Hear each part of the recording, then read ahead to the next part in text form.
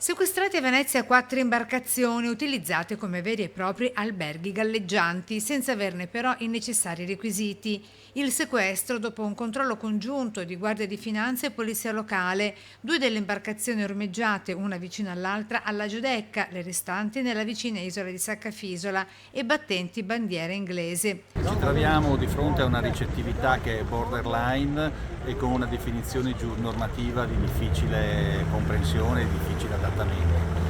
Noi non possiamo che essere sempre dalla parte della Guardia di Finanza, che ovviamente si è preso questo provvedimento, aveva delle ragioni giuridiche forti, e attendiamo di vedere come proseguiranno i fatti. Le imbarcazioni gestite come strutture alberghiere collegate internamente tra loro per mezzo di una passerella.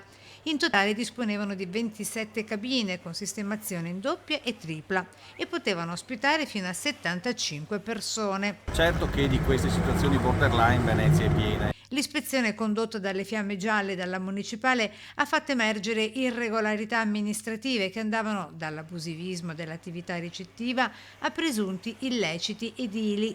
L'ispezione di oggi è soltanto l'ultima di una lunga serie e che fa seguito a quella di fine luglio scorso. L'operazione della Guardia di Finanza è cosa antica, nel senso che già nel passato erano stati presi dei provvedimenti.